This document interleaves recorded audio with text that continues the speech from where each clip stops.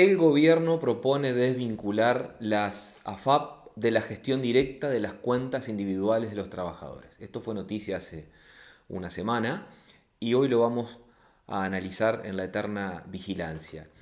Esto surge como consecuencia de algunos avances en el denominado diálogo social. Y acá vienen dos cosas. Primero, eh, esto intenta hacer un desconocimiento, más allá que lo nieguen, obviamente, de lo que nos consultaron hace unos meses, nada más. Una vez más, como se viene siendo tristemente recurrente en nuestro país, se desconoce el mandato soberano respecto a lo que se le consulta. ¿Para qué hacemos plebiscitos? ¿Para qué hacemos referéndums? Y después se los pasan por donde no les da el sol. Pero es otro tema. Diálogo social.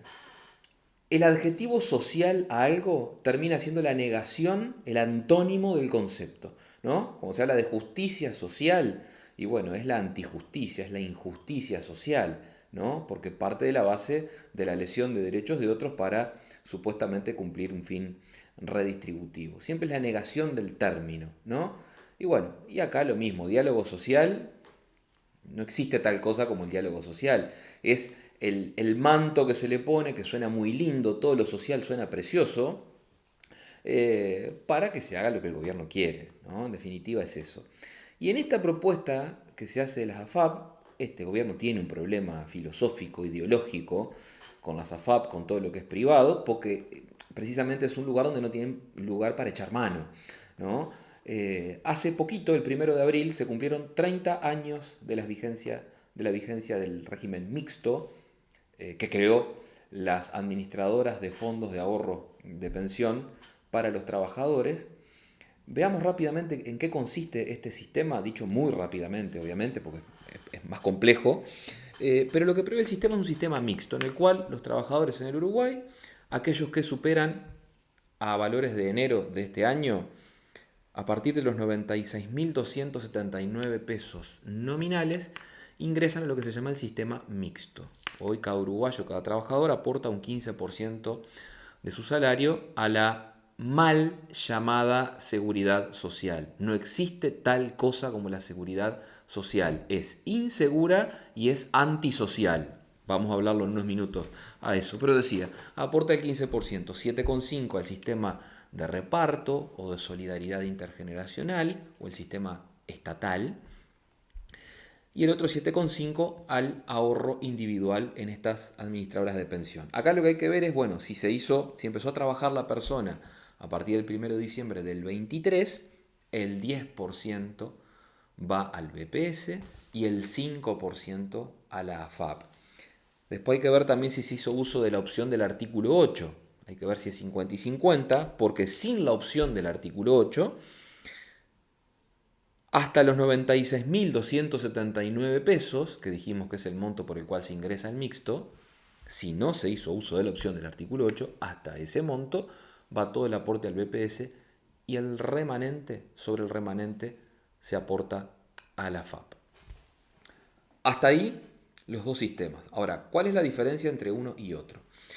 Más allá de que el sistema, uno filosóficamente está en contra de los dos, puesto que cada uno debería ser libre de poder elegir cuál es su mejor proyecto de vida futuro, construir su propio retiro, porque en ambos casos son obligatorios.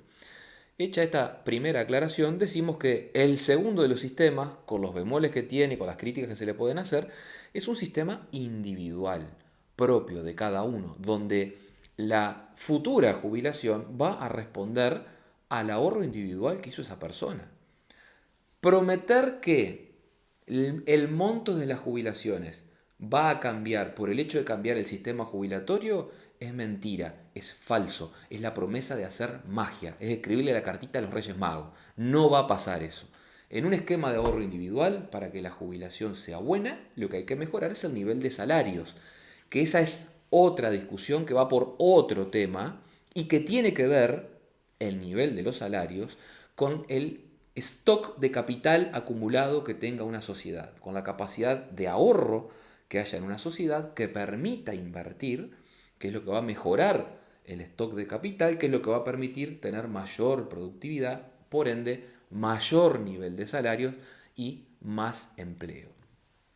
Entonces, dijimos que el monto de la jubilación no depende del sistema jubilatorio. En lo que sí se puede medir si un sistema jubilatorio es bueno o no, es en las tasas de reemplazo que tenga, ¿no? ¿Qué es la tasa de reemplazo? La diferencia entre lo que cobro cuando era activo y pasé a ser pasivo. Por ejemplo, ganaba 100, paso a ganar 70 siendo jubilado, la tasa de reemplazo es del 70%.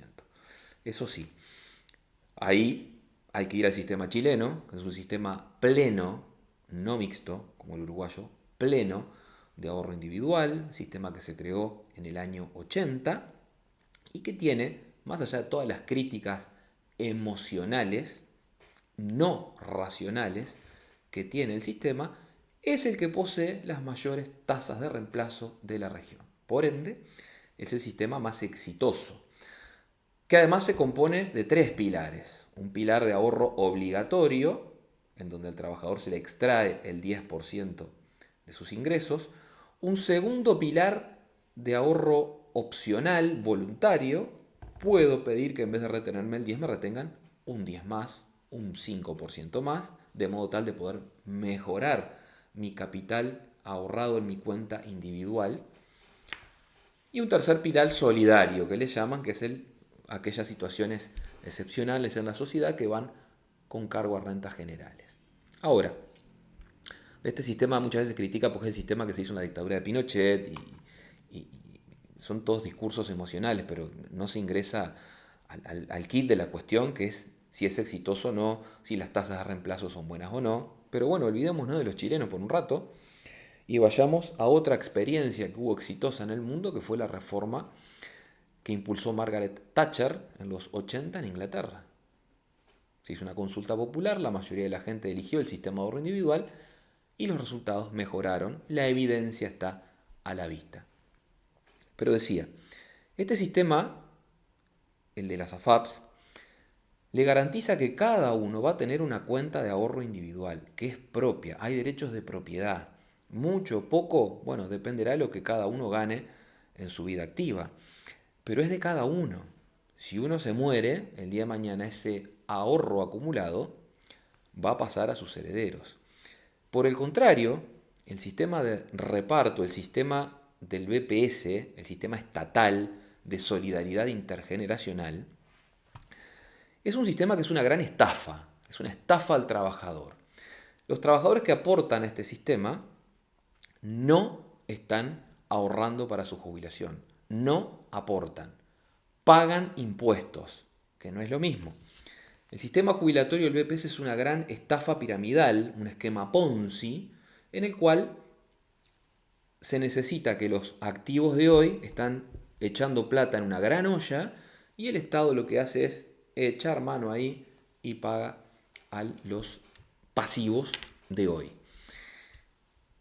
Pero el sistema se topa con una deficiencia técnica, de las muchas que tiene, además que es inmoral, y es que cada vez nacemos menos y cada vez vivimos más, ¿no? Entonces ya de por sí el sistema está colapsando. Ahora, ¿qué es lo que proponen estos iluminados? Bueno, quieren bajar la edad de jubilación. Es peor. ¿Con cargo a qué? Y bueno, el sistema está quebrado. El BPS tiene un déficit operativo de 149.7 millones de dólares. Y todas estas promesas lindas que ustedes escuchan por ahí son impuestos futuros, o son deuda, o son emisión monetaria para financiar el gasto, porque se financia en una de esas tres, no hay otra. Y todo eso va con cargo al bolsillo de los nabos de siempre, lo que terminamos pagando la fiestita. Un sistema que además entonces dijimos que era un esquema Ponzi, pero en realidad, vamos a hacer un poco de historia, cuál fue la primera vez que se registra, por lo menos en la historia, una situación de esta. Tenemos que irnos a la España del siglo XIX. Doña Baldomera de Larra, hija de don Manuel de Larra. ¿Qué hacía doña Baldomera? Bueno, doña Baldomera publicaba en los diarios de la época que recibía ahorros en oro de la gente e iba a pagar una rentabilidad del 10%. Empezó a captar muchos ahorros, cumplió religiosamente al principio, pero como siempre sucede después en todo esquema de estafa piramidal, empezó a necesitar de nuevos incautos que echaran plata, echaran oro adentro de la olla que hablábamos hace un rato. ¿Qué fue lo que pasó?